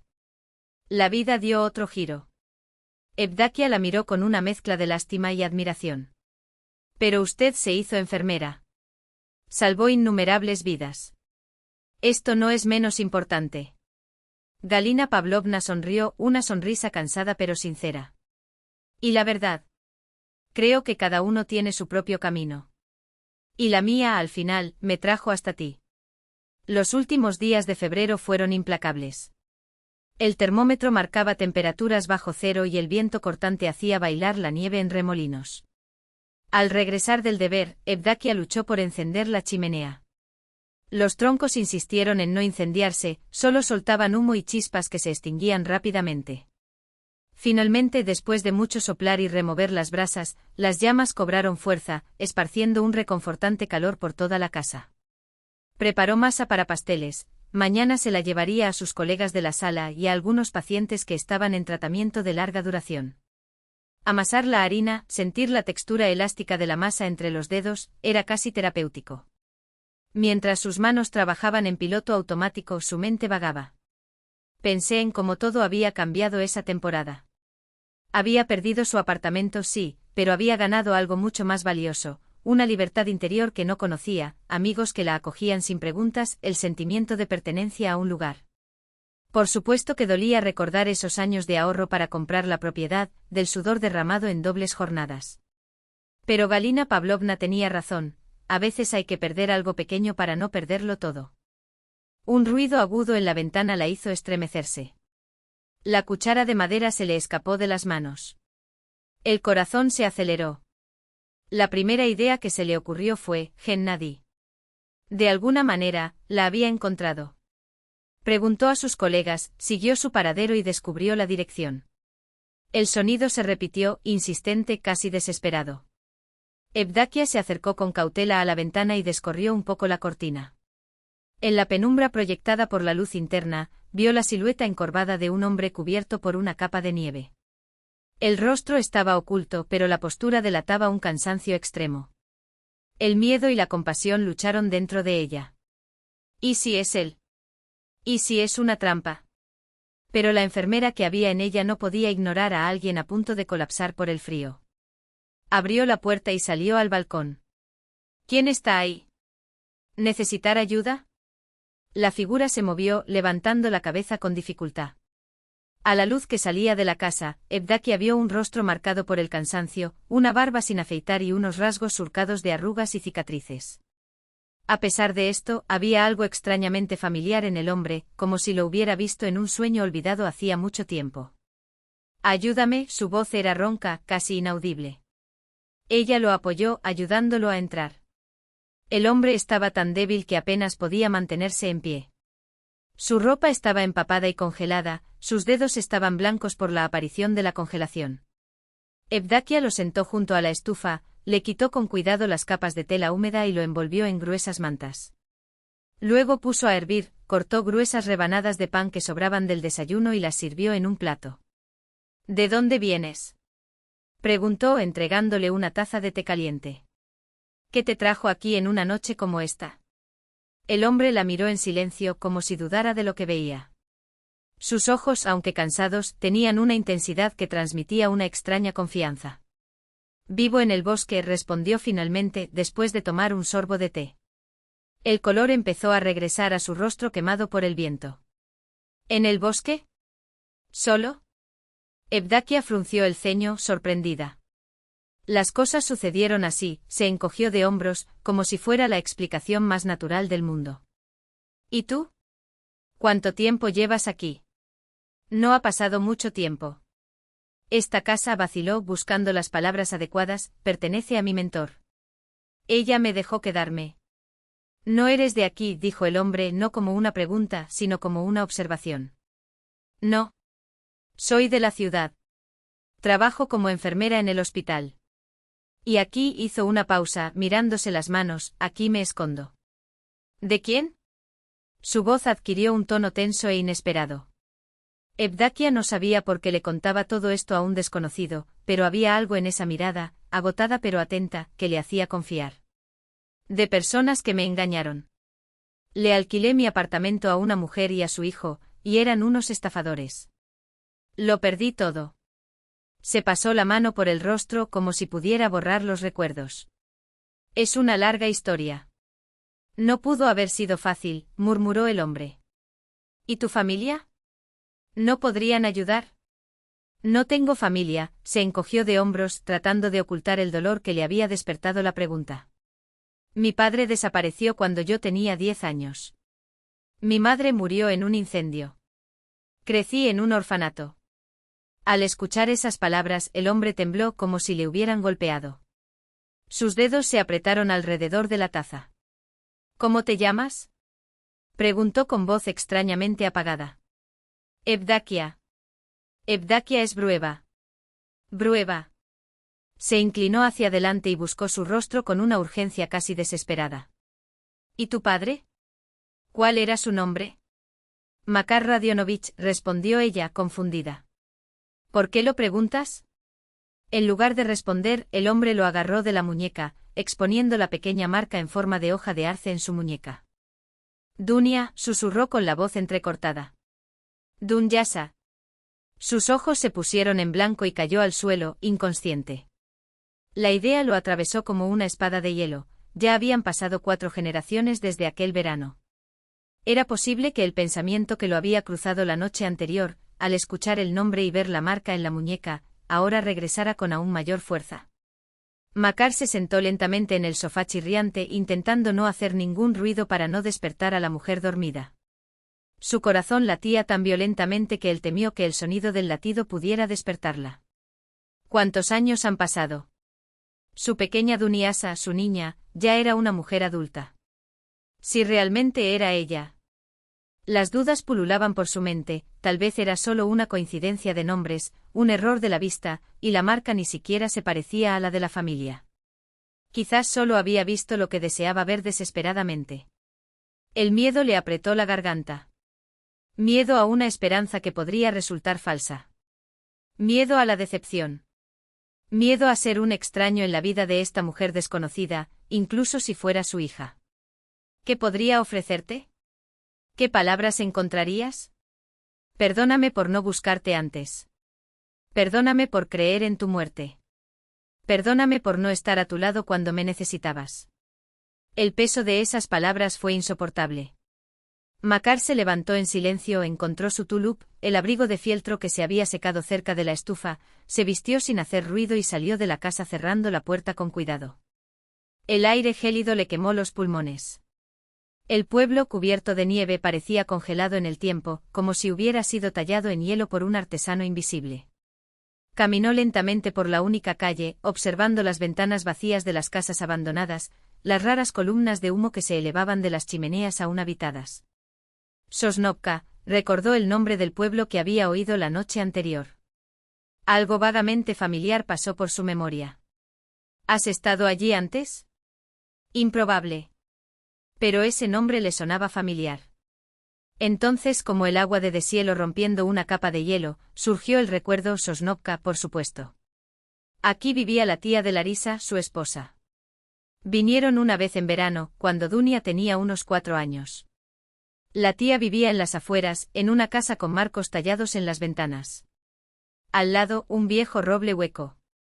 Mientras jugaba, Makar escondió una lata de monedas dentro del baúl, un tesoro para su hija, como él lo llamó en ese momento. Pasaron todo el día haciéndose pasar por piratas, siguiendo un mapa que él mismo había dibujado. Aceleró el paso hacia las afueras del pueblo. ¿Seguiría en pie ese roble? Había pasado tanto tiempo. La casa de su tía, o lo que quedaba de ella, la reconoció de inmediato, torcida, con el techo derrumbado, pero aún conservando la silueta de una antigua y sólida vivienda campesina. Y allí estaba el roble, un gigante arrugado que había sobrevivido a los hombres y sus hogares, alzándose orgulloso al borde del suelo, con sus ramas retorcidas extendidas como brazos abiertos. El corazón de Makar dio un vuelco. Se acercó al árbol y encontró la cavidad familiar, casi sellada por el tiempo, pero aún lo suficientemente profunda. Al llegar al interior, sintió el vacío. Nada. Una punzada de decepción lo apuñaló. Por supuesto, en tantos años cualquiera podría haber encontrado el escondite.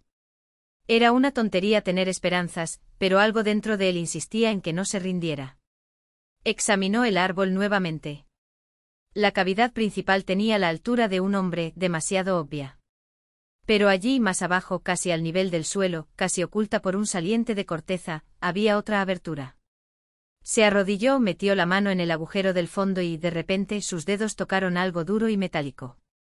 Conteniendo la respiración, Makar sacó una vieja lata de Montpensier y galletas, verdes por el tiempo. Le temblaron las manos cuando abrió la tapa. Dentro un paquete envuelto en papel grasiento. Y dentro, dinero. No las monedas de juguete del pasado, sino billetes reales, una reserva que había hecho por si acaso cuando vinieron con Larisa y Dunia. 5.000 rublos. Una fortuna en aquellos tiempos. Él mismo había olvidado aquel escondite, pero el recuerdo del bosque lo había preservado. Después de contar los billetes, viejos pero todavía válidos, Makar los guardó en el bolsillo interior de su abrigo y se dirigió al centro del pueblo. Si todavía había vida allí, debía haber una tienda. Y efectivamente lo encontró, un pequeño edificio de madera con un letrero descolorido, productos. Artículos para el hogar. El timbre de la puerta sonó cuando entró. El aire estaba cargado de olor a pan, detergente y queroseno. Detrás del mostrador dormitaba una mujer corpulenta, envuelta en un chal morado y un chal de plumas. Cuando escuchó el timbre, se sobresaltó y miró al recién llegado con ojos adormilados. ¿Qué deseas?, preguntó sin mucha hospitalidad. Buenos días, saludó Makar. Necesito algo de comida y algunas cosas más. La mujer lo miró con recelo y lo midió de pies a cabeza. ¿Eres de aquí? No lo parece. Estoy de paso, respondió evasivamente. Me quedé en casa de unos conocidos. ¿De quién? Por Evdakia Makarovna. El rostro de la mujer se suavizó un poco. Ah, de Duniasa. Buena chica, trabajadora. Vino aquí desde la ciudad, trabaja en el hospital. Entonces, ¿qué quieres? Makar empezó a enumerar: pan, conservas, cereales, té, azúcar. Con cada artículo, la mirada de la vendedora se volvía más sorprendida. Vaya, te estás abasteciendo para un mes. Gruñó amontonando latas de tusonka, carne en conserva, sobre el mostrador. Tal vez sea así, sonrió Makar. Digamos que me estoy preparando. Dudó y luego añadió: ¿no tendrías ropa de mujer? Por supuesto que sí, estuvo de acuerdo. Chales de Orenburg, guantes de punto, calcetines de lana. Muéstrame un chal, por favor. La mujer sacó algunos pañuelos de papel de debajo del mostrador. Makar eligió el más bonito, blanco con flores azules en los bordes. ¿Y los juguetes? ¿Tienes alguno? ¿Juguetes? La mujer negó con la cabeza. ¿Para qué? Aquí no hay niños, todos se fueron a la ciudad. Pero en el Raion distrito hay una tienda, Detskimir Mundo Infantil. Allí venden de todo. El corazón de Makar se aceleró. Hasta el centro del distrito, según sus cálculos, había 1 hora de camino. Si fuera la línea de tren, tal vez podría llegar y regresar antes del almuerzo. Necesito una cosa más, dijo, mirando los estantes. ¿No tendrías madera? ¿Un tablero, tal vez? Tengo tilos, álamos. Y un buen cuchillo si lo necesito. Evdakia se despertó del frío. La estufa casi estaba apagada y un aire frío invadió la habitación. Se estiró masajeándose los músculos entumecidos desde la incómoda posición, y luego recordó los acontecimientos de la noche anterior, el extraño, sus preguntas urgentes, la forma en que la había mirado cuando escuchó su nombre. El sofá estaba vacío. La manta doblada con cuidado, la almohada alisada. No había rastro del huésped que pasó la noche excepto una mancha húmeda en el suelo donde la nieve derretida había formado un pequeño charco. Sentimientos encontrados la invadieron. Por un lado, alivio, no tendría que explicar a los vecinos quién era ese hombre barbudo. No habría que temer que Gennady descubriera su escondite. Por el otro, una extraña melancolía, como si se hubiera perdido algo importante, algo que había brillado por un momento y luego se había apagado para siempre. Se acercó a la estufa para volver a encenderla y de repente notó un pequeño objeto de madera sobre la chimenea. Al recogerlo, Evdakia reconoció con sorpresa una pequeña figura tallada con maestría, un oso. Cada detalle fue trabajado con impresionante precisión, el abrigo, marcado por finas líneas, las patas robustas, con uñas diminutas, el expresivo hocico con ojos hechos de pequeños puntos de madera oscura. Había algo familiar en esa pieza. Evdakia cerró los ojos intentando capturar el fugaz recuerdo. He visto un juguete como este antes. ¿Pero dónde? ¿Cuándo? El recuerdo parpadeó y desapareció como un reflejo de la luz del sol en el agua. Dejó la figura en el estante y se dedicó a sus tareas matutinas, volvió a encender la estufa, puso la tetera al fuego y siguió preparando la masa para las piragues y pasteles rusos que sobró de la noche anterior. Pero sus pensamientos insistían en volver al visitante nocturno. ¿Quién era él? ¿Por qué había actuado de manera tan extraña cuando escuchó su nombre? ¿Y por qué ahora la acompañaba un sentimiento de pérdida, como si algo o alguien hubiera pasado por su vida sin que ella supiera reconocerlo? ¿Por qué había reaccionado tan extraño al escuchar su nombre? ¿Y por qué ahora la invadía una inquietud inexplicable cada vez que le venía a la mente el rostro de ese hombre? Un rostro marcado por el cansancio y profundas cicatrices, pero con una mirada sorprendentemente vivaz y atenta, como si guardara secretos que el tiempo no había borrado. El sonido de los golpes en la puerta la hizo estremecerse. El corcho de madera se le escapó de las manos y rodó por el suelo. ¿Quién podría ser a esta hora? Los vecinos solían aparecer solo después del almuerzo, cuando ya se habían cumplido las obligaciones de la mañana. Con cautela, Evdokia se acercó a la entrada. ¿Quién está ahí?, preguntó con la voz ligeramente temblorosa. Soy yo, respondió una voz ronca y familiar. El visitante de anoche. Abrió la puerta y se encontró cara a cara con el extraño, ahora cargado de paquetes y bolsas. A la luz del día parecía diferente, todavía delgado, todavía cansado, pero ya no daba tanto miedo. Le peinaron la barba gris, le lavaron la cara y le arreglaron con cuidado sus ropas, aunque gastadas. Se movió incómodo, cambiando su peso de un pie al otro. Ayer vine a agradecerte tu ayuda, dijo con un tono entre vacilante y formal. ¿Puedo entrar? Evdokia se alejó en silencio, cediendo. El hombre entró, colocó los paquetes sobre la mesa y empezó a desempaquetarlos: pan, cereales, latas de conservas, azúcar, té. Todo dispuesto con mimo, como si cada elemento hubiera sido elegido cuidadosamente. No puedo aceptarlo, murmuró confundida. Es demasiado. Por favor, su voz transmitía una sinceridad que no dejaba lugar a la negativa. Es lo mínimo que puedo hacer por ti. En la última frase hubo una pausa extraña, como si se hubiera tragado otras palabras, más difíciles de pronunciar. Luego le entregó un pañuelo blanco con bordados azules. Pensé que te vendría bien. Gracias, Evdokia aceptó el regalo automáticamente, con los dedos todavía temblando. ¿Pero de dónde salió el dinero para todo esto? Tú mismo dijiste que vives en el bosque. Encontré un viejo escondite, respondió secamente. Un dinero olvidado hace mucho tiempo. Del interior de su abrigo sacó otro paquete, más grande y más tosco, envuelto en papel marrón normal. Este es un regalo especial. Su voz se quebró. Ábrelo. Desdobló el papel y se quedó helada. Frente a ella había un gran osito de peluche marrón con ojos de botón negros y una cinta roja alrededor del cuello. ¿Por qué? Empezó a preguntar, pero se le cerró la garganta. El hombre la miró con una tensión tan intensa que parecía a punto de romperse. Hace 15 años, dijo en voz baja, le prometí a mi hija que me traería el osito de peluche más grande que pudiera encontrar en un viaje. Pero no lo hice. Cuando regresé ya no estaban, ni mi esposa ni mi hija. Lentamente sacó una fotografía gastada de su bolsillo interior y se la entregó a Evdokia. Esto es todo lo que me queda. En la imagen, un joven sin canas en el pelo sostenía en brazos a una niña de alrededor de 6 años. Tenía 2 trenzas y ojos grandes y serios. Y en su muñeca, un lunar con forma de hoja de arce. Los busqué durante años, continuó. Larika, mi mujer, se llevó a Dunia con otro hombre. Se trasladaron de un lugar a otro. Siempre llegaba tarde, unos días, unas horas. Luego se produjo un incendio en el alojamiento donde, según los rumores, vivían. Los registros de defunción incluían a Larika Esbrueva y su hija menor. Yo creí. Me di por vencido. Me alejé de la gente. Evdokia se quedó mirando la fotografía, incapaz de apartar la mirada. Algo se agitó en lo profundo de su memoria.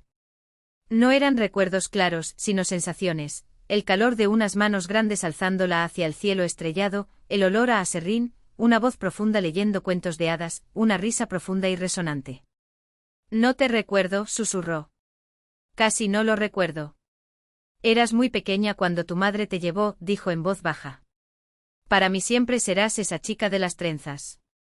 Pero has crecido. Ella se convirtió en una mujer hermosa.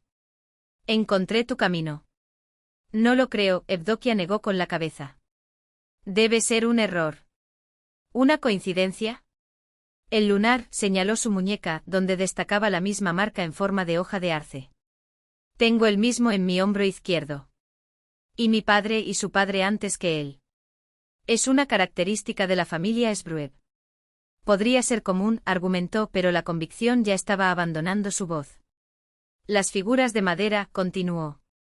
Yo te los tallaría. Osos, conejos, zorros. Tenías todo un zoológico. Evdokia recordó la figura del osito que había encontrado esa mañana en la estufa. Con manos temblorosas, lo tomó del estante. ¿Cómo estás? El hombre tomó el trozo entre sus dedos y sus ojos se llenaron de lágrimas. Sí. Esto lo hice hoy, de madrugada, mientras dormías. Como el que te hice cuando tenía 5 años. Lo guardaste debajo de tu almohada, dijiste que mantenía alejadas tus pesadillas. El silencio reinaba en la habitación, roto solo por el crepitar de las brasas de la chimenea. 2 pares de ojos se miraron, un hombre marcado por la vida y una joven que buscaba en su rostro rastros de un pasado olvidado hace mucho tiempo. Papá, pronunció Evdokia insegura, y la palabra, tan simple y tan pesada, quedó suspendida entre ellos como un puente sobre un abismo de años. Dunia, exclamó, el aire escapándose de sus pulmones. Mi hija. Ella dio un paso adelante, luego otro, y de repente estaba en sus brazos, un abrazo incómodo y cuidadoso, como si él temiera que pudiera desaparecer. La busqué, susurró acariciando su cabello. Todos estos años busqué hasta que me di por vencido. Perdóname. Perdona por no encontrarlo antes, por no protegerte, por no estar a tu lado cuando lo necesitabas. Evdokia lloraba con el rostro apoyado en su hombro. Las lágrimas lavaron años de soledad, dolor e incertidumbre. Los recuerdos latentes se despertaron en destellos, fragmentos, sensaciones, ecos de una infancia que creía perdida. Me contaste historias, murmuró. Todas las noches. Y me enseñó a contar las estrellas. Dijo que cada persona tiene la suya. Y tú siempre preguntabas, ¿dónde está el mío? Se rió en voz baja. Mostré lo más brillante de la Osa Mayor. Dijo que era tuyo. Hablaban sin orden, entre riesgos y lágrimas, a veces riendo, a veces interrumpiéndose. Habló de los años de búsqueda, del aislamiento en el bosque, de cómo la soledad le enseñó a oír y ver lo que los hombres de la ciudad no notan. Habló del orfanato, del curso de enfermería, del trabajo en el hospital, de la mujer que se convirtió en su mentora y salvadora. Y finalmente Makar reveló lo que lo había llevado allí, el escondite con dinero y documentos, la pandilla que lo perseguía, el joven muerto ante sus ojos. Vi a estos hombres en el tren, dijo Evdokia, agitada. 2 hombres buscando a alguien. Incluso pensé que Genadio los había enviado. ¿Quién es Genadio? Le habló de los Tverdochlebov, del apartamento perdido, de los meses de miedo. Entonces por eso estás aquí, preguntó, entendiendo. ¿Tú también te escondes? Sí, bajó la vista. Pero ahora creo que corremos un doble peligro. ¿Son estos hombres que viste peligrosos? Más de lo que imaginas, respondió Makar, sombríamente. No son delincuentes comunes. Son personas vinculadas al poder, a la policía. Los documentos que encontré implican a figuras muy influyentes en la región. Demuestran su participación en deforestación ilegal, contrabando, lavado de dinero. Si esta evidencia sale a la luz, muchos tendrán serios problemas. ¿Qué haremos? Preguntó Evdokia. Nos iremos, dijo con firmeza. Lo más rápido posible. No creo que se rindan hasta encontrarme. Y ahora que te he encontrado, le tembló la voz, no tengo derecho a arriesgar tu vida. ¿Pero dónde? Parecía perdida. No tengo dinero ni documentos. Dejé todo en manos de los Tverdochlebov. Tengo dinero, empezó Makar. Golpeó ligeramente el bolsillo de su camisa. No es mucho, pero es suficiente para empezar. Conozco a alguien que puede ayudarnos, un viejo amigo, un ex compañero de trabajo. Trabaja en servicios especiales, tiene contactos. Si le damos los documentos, podrá iniciar una investigación y protegernos. ¿Pero cómo vamos a encontrarlo? Preguntó Evdokia con escepticismo en su voz. Sé dónde vive, respondió Makar. En un pequeño pueblo cerca de Vologda. Hay una casa allí, familia. Si podemos llegar hasta él, nos esconderá. Evdokia permaneció en silencio, mientras el miedo luchaba en su interior con una frágil esperanza, mezclada con ese repentino amor por este hombre destrozado, en cuyos rasgos reconoció al padre que una vez había amado. Está bien, dijo finalmente. Pero primero tenemos que regresar a la ciudad. Tengo que decírselo a Galina Pavlovna y traer algunas cosas mías al hospital. Es peligroso, frunció el ceño Makar. Es necesario, dijo con firmeza. Galina Pavlovna me salvó. No puedo simplemente desaparecer sin decir una palabra. Ella se preocupará, me buscará, puede que incluso presente una denuncia policial. Esto llamaría la atención, que es exactamente lo que queremos evitar. Makar miró largamente a su hija, con una mezcla de orgullo y aprensión en sus ojos. Te has convertido en una mujer decidida, dijo finalmente. Bueno, mañana iremos a la ciudad temprano, pero tendremos mucho cuidado. Solo nos quedaremos el tiempo que sea necesario, ni un minuto más.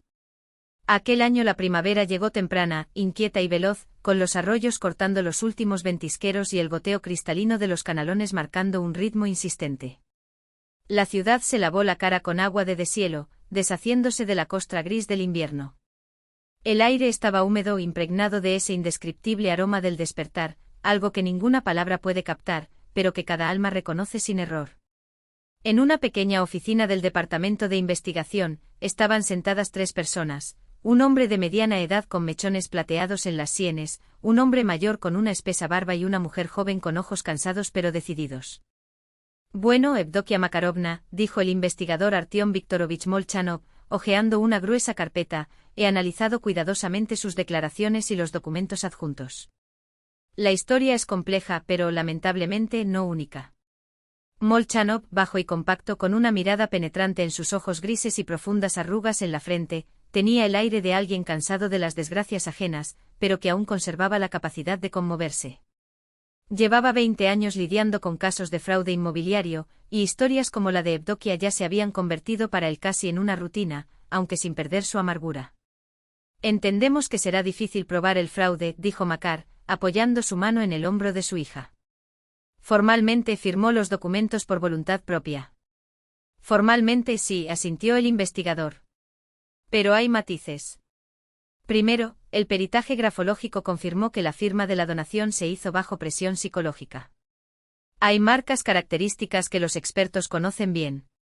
Segundo, ya tenemos 3 denuncias similares de otras víctimas, siguiendo el mismo esquema. Mientras escuchaba la conversación, Evdokia recordó cómo ella y su padre habían llegado a este hombre. Después de regresar a la ciudad, Makar se puso en contacto con un antiguo colega de la fábrica de defensa, que ahora trabajaba en seguridad para una gran empresa. Al enterarse de la historia de Evdokia, inmediatamente mencionó el nombre de Molchanov, el único investigador honesto que realmente protege a personas como su hija. La primera reunión fue tensa.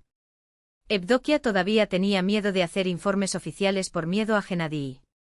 Pero la tranquila confianza del investigador, su enfoque profesional y su genuino interés en el caso disiparon gradualmente sus preocupaciones.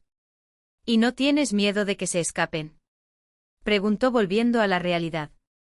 Tenemos motivos para realizar una detención preventiva, respondió Molchanov. Los materiales de los otros casos ya están en proceso, pero necesitamos su testimonio, detallado y preciso. Se inclinó hacia adelante. Mencionaste una foto que Gennady tomó en el hospital, donde supuestamente robabas medicinas. Sí, me lo mostró, confirmó Evdokia asintiendo. Amenazó con arruinar mi reputación. Un episodio más. Soborno. Molchanov tomó nota en su cuaderno. Bien. Ahora sobre cómo procederemos. Hoy formalizaré tu informe y comenzaremos la verificación. Escuchemos a los vecinos, llamemos a otros testigos. Necesitará un abogado. Le daré los datos de contacto de una persona confiable. ¿Y los documentos que encontró Makar Radionovich?, preguntó de repente el joven asistente del investigador, que hasta entonces había permanecido en silencio en un rincón de la habitación. Esa es otra historia, Molchanov se frotó el puente de la nariz. Y muy serio. Se trata de altos funcionarios y grandes empresas. Pero también nos ocuparemos de eso. Prometo. Los meses siguientes para Evdokia y Makar se convirtieron en un torbellino de trámites burocráticos, audiencias, exámenes y esperas interminables en los pasillos de las oficinas públicas. El proceso de recuperación del apartamento fue largo y agotador, pero a cada paso se acercaban más a su objetivo. Los Tverdochlevov, al enterarse de la acusación, intentaron escapar.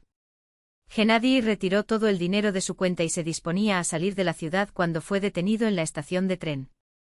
Adelaida Prokofievna permaneció en el apartamento de Evdokia, convencida de que esa chica no podía demostrar nada. En el enfrentamiento directo, Evdokia se encontró con sus verdugos por primera vez desde su fuga. Gennady, más delgado y demacrado tras su arresto preventivo, la miró con explícito odio. Adelaida, por el contrario, intentó fingir estar feliz. Duniacha, hija mía, cómo nos asustaste. Pensamos que te había pasado algo terrible. Detén este teatro, Adelaida Prokofievna, dijo Molchanov con cansancio. Tenemos pruebas suficientes de su implicación en el fraude. Y no solo en el caso de Evdokia Makarovna. ¿Qué fraude? La anciana estaba indignada. La niña nos donó todo en agradecimiento. La cuidamos como a una hija. ¿Y las amenazas?, preguntó Evdokia en voz baja, mirando a los ojos de la mujer que alguna vez consideró una amable mentora. ¿Y el chantaje? ¿Y los ataques? ¿Qué es esto que estás diciendo? Adelaida levantó las manos dramáticamente. ¿Qué amenazas? ¿Qué ataques? Son tus inventos. Tenemos declaraciones de testigos, intervino Molchanov.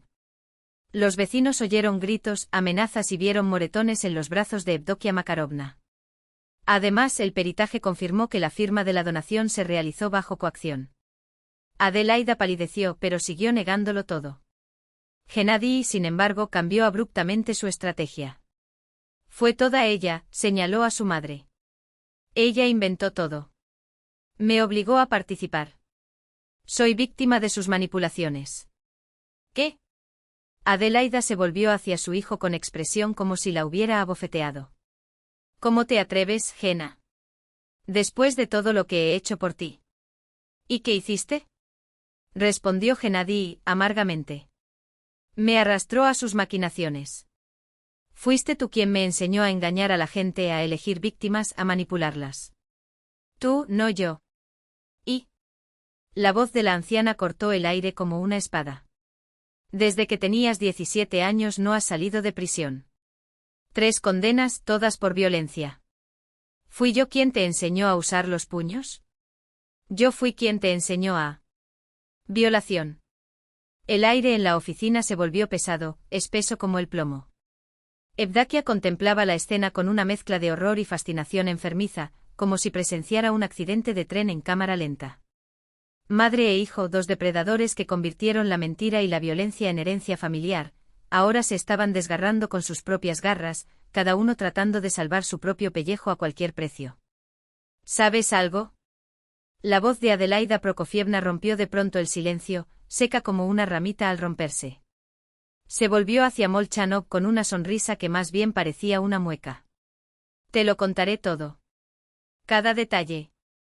Y no solo de Evdokia, de todos nuestros clientes.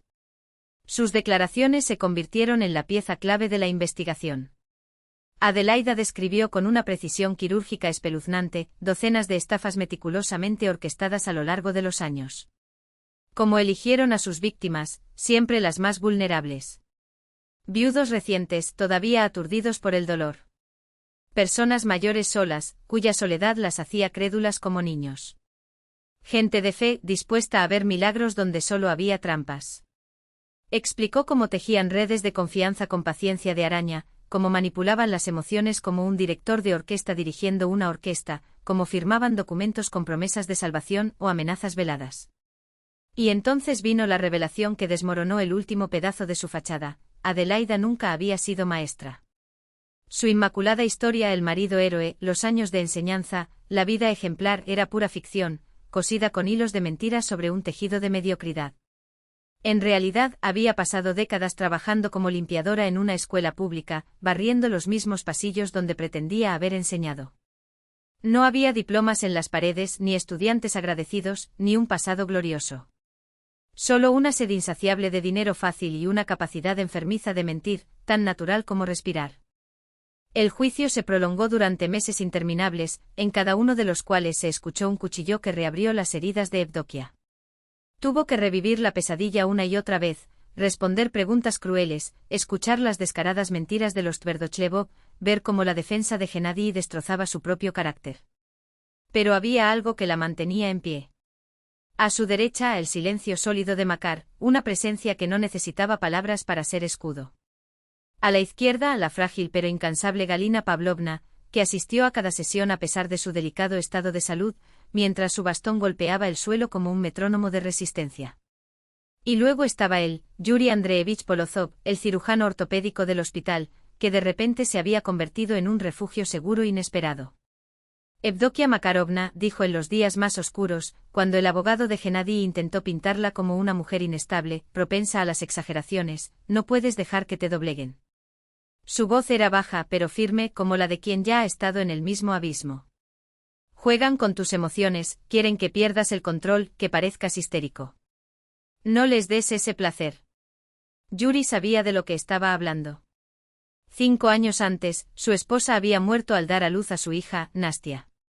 La niña sobrevivió milagrosamente, pero la joven había sucumbido a una hemorragia masiva.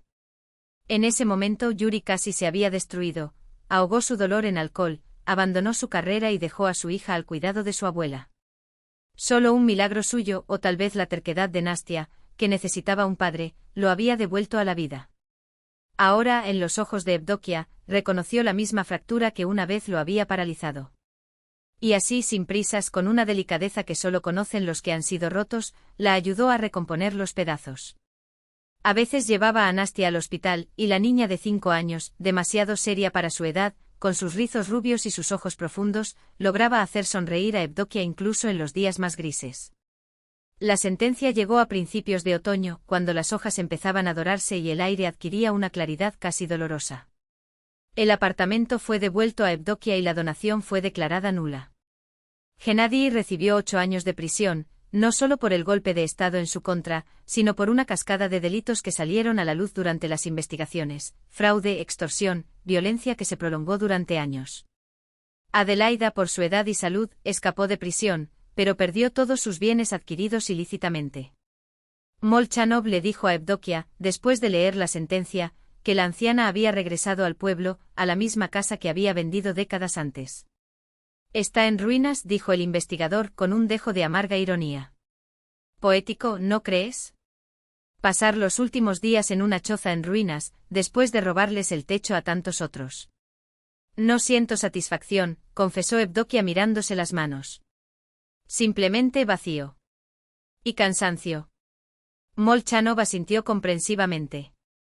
La justicia no trae alegría. Ella simplemente vuelve a poner las cosas en su lugar.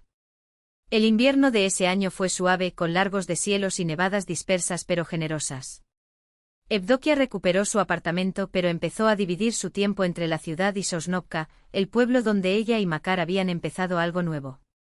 La idea nació casi por casualidad. Una vez, al ver a su hija hablando con pacientes ancianos en el hospital, Makar comentó: «No deberías trabajar en un hospital, Dunia. Deberías tener un sanatorio propio. Tiene un don poco común, hace que la gente recuerde que todavía hay sabor en la vida». Fue Galina Pavlovna quien dio el empujón final. Al enterarse de que Makar había encontrado una gran suma de dinero escondida en el bosque, probablemente parte de los planes corruptos que acechaban la región, sugirió: ¿y si con eso abriéramos un centro de rehabilitación aquí en Sosnovka? El aire es limpio, hay mucho espacio y ¿cuántas casas abandonadas podrían renovarse? Así nació el proyecto de los Sruaov. Compraron varias propiedades abandonadas, las restauraron con sus propias manos y crearon un pequeño complejo para la rehabilitación de personas mayores solitarias y antiguos residentes de residencias de ancianos. Makar se encargó de la parte administrativa y de las renovaciones, Evdokia, de la coordinación médica, y Galina Pavlovna se convirtió en el alma del lugar, ese faro moral en torno al cual giraba todo. Los documentos encontrados por Makar en el escondite del bosque fueron entregados a Molchanov, y esto ayudó a descubrir una red de delitos ambientales, deforestación ilegal, sobornos a las autoridades, un plan que llegó a los niveles más altos del gobierno regional. Varios funcionarios influyentes cayeron y los periódicos locales publicaron titulares sobre el caso de los leñadores negros. «Felicitaciones, Dunia», dijo Makar, levantando un vaso de sidra de manzana en la gran sala del centro de rehabilitación, ahora decorada para una celebración. La gran mesa de madera crujió bajo el peso de los platos. Era su 31º cumpleaños y por primera vez en años tenía una familia con quien celebrar. Estaban Makar, Galina Pavlovna, Yuri Andreevich con Nastia, compañeros del hospital, pacientes del centro que se hicieron amigos e incluso algunos aldeanos que habían ayudado en las reformas. Brindo, prosiguió Makar con la voz un poco ronca, por el camino que siempre lleva a casa, incluso cuando todavía no sabemos dónde está. Los vasos se alzaron al unísono. Evdokia se secó discretamente una lágrima. Ese año había cambiado todo. Había vuelto a encontrar a su padre. Había ganado amigos que eran más que eso. Había recuperado su hogar. Había comenzado un trabajo que le dio un propósito.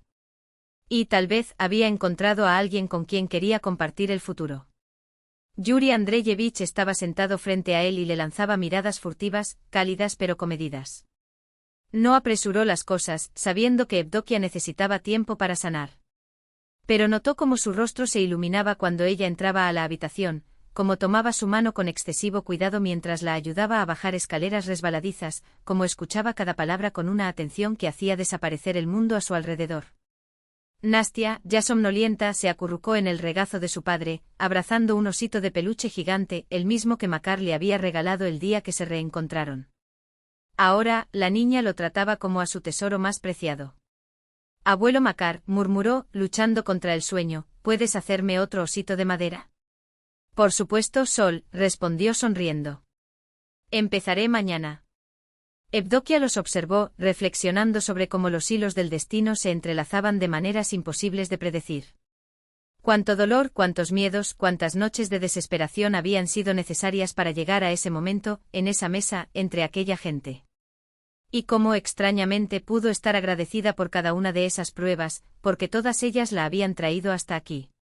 Cuando los últimos invitados se marcharon y la casa quedó en silencio por la noche, Evdokia entró en la habitación donde dormía Nastia.